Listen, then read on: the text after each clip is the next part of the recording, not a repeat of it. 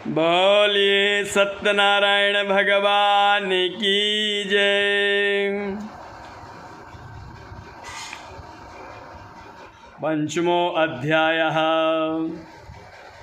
श्री सूत जी ने शौनकादिक ऋषियों से कहा, हे मुनीश्वरों, मैं और भी एक कथा कहता हूँ, आप लोग सुनिए। सतयुग में एक तुंगध्वज नामक राजा था। वह अपनी प्रजा को पुत्र के समान मानता था और उनके पालन में तत्पर था। इस प्रकार का प्रजापालक राजा भी सत्यदेव के प्रसाद त्याग देने के कारण महान दुख को प्राप्त हुआ। एक बार राजा वन में आखेट के लिए गया और बहुत प्रकार के वनैले पशुओं का संहार किया। इसके बाद वह घर की ओर प्रस्थान किया। मार्ग में एक स्थान पर वट वृक्ष के नीचे राजा ने देखा कि बहुत से ग्वाले बंधु बांधव सहित श्रद्धा पूर्वक सत्यनारायण स्वामी का पूजन कर रहे हैं। इस प्रकार देख राजा अभिमानवश ना तो उस स्थान पर गया और न सत्यदेव प्रभु के सामने मस्तक झुकाया। तत्पश्चात गोप लोगों ने भोजन समाप्त करने पर सत्यनारायण का प्रसाद राजा के समीप ला करके रखा तथा वे अपने स्थान पर आकर इच्छानुसार प्रसाद ग्रहण किए और राजा उस प्रसाद को त्याग कर चला गया। तब राजा को उस प्रसाद को त्याग देने से अत्यंत दुख प्राप्त हुआ। उसके 100 पुत्र मृत्यु को प्राप्त हुए और उसका धन धान्य सब नष्ट हो गया। तब राजा ने अपने मन में सोचा कि सत्यनारायण प्रभु के प्रसाद त्यागने से ही यह मेरी दशा हुई है। यह निश्चित है, क्योंकि प्रभु में इतनी शक्ति है। इस प्रकार सोचकर राजा शीघ्र ही उस स्थान पर गया जहाँ पर गोप सत्यनारायण स्वामी का पूजन कर रहे थे। तत्पश्चात राजा ने भक्ति तथा श्रद्धा पूर्वक तथा विधि सहित गोप लोगों के साथ सत्यदेव का पूजन किया तथा भगवान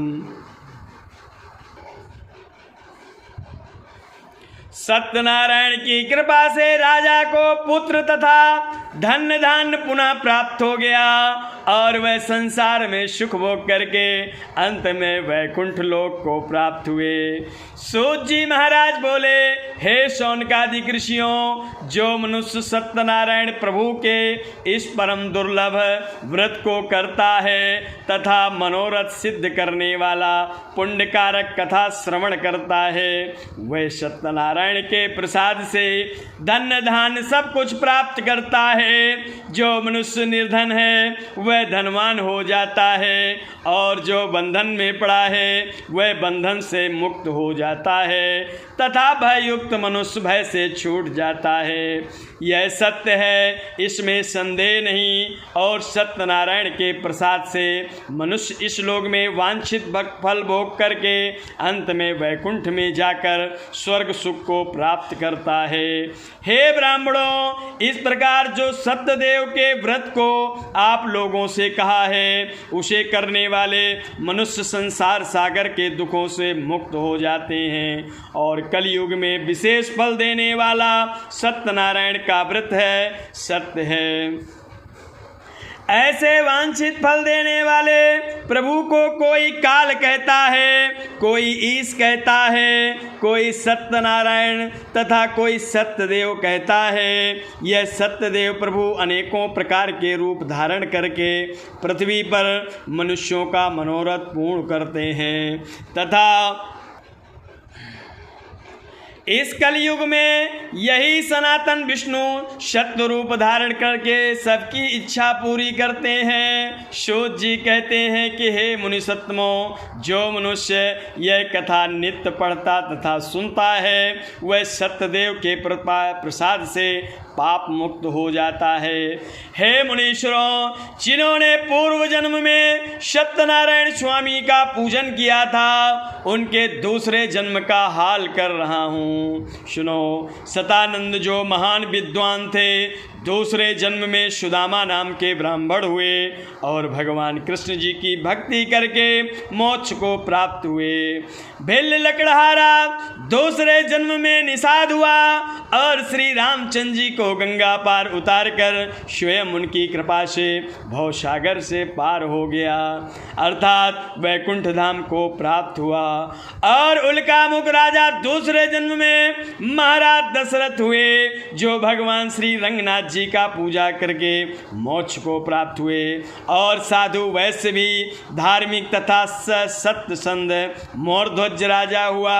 वह ऐसा सत्यवादी और धार्मिक था जो अपनी स्त्री के साथ अपने पुत्र का दाहिना अंग आरा से काटकर ब्राह्मण रूपी श्री कृष्ण को देना स्वीकार किया। यह कथा इस प्रकार है। एक बार भगवान ने विचार किया कि मोरध्वज राजा बड़ा सत्यवादी है, इसलिए इसकी परीक्षा लेनी चाहिए। अतः एक दिन ब्राह्मण का रूप धारण कर राजा के सामने आए। उनके साथ रस्सी से बंधा एक सिंह भी था। भगवान ने राजा से कहा, हे राजन, यह मेरा सिंह बहुत भूखा है, इसे भोजन दो। राजा बोला, आपका सिंह क्या खाएगा?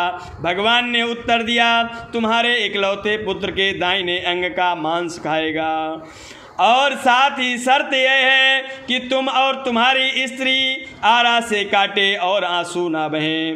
राजा ने कहा, हे ब्राह्मण, शर्त के सहित मैं अपने पुत्र का मांस देने के लिए तैयार हूँ। अंत में राजा ने वैसा ही किया जैसा ब्राह्मण चाहता था, परंतु आरे से चीरते समय लड़के की बाईं आंख से आंसू निकल आया। ब्राह्मण ने कहा, आंसू आ गया है, अब नहीं खाएगा। तब लड़के ने कहा, खाना तो दाहिना अंग है, खाएगा क्यों नहीं? बाएं अंग को तो इस बात का दुख है कि वह ऐसा पतित है कि उसे नहीं ग्रहण किया, इसी से आंसू आया है। ऐसा सुनकर ब्राह्मण रूपी भगवान बहुत प्रसन्न हुए और राजा को वैकुंठ धाम दिया। त्वंगध्वज राजा दूसरे जन्म में स्वयंभू भूमनु हुए। वे संपूर्ण भागवत की कथा सुनकर के मोक्ष को प्राप्त हुए।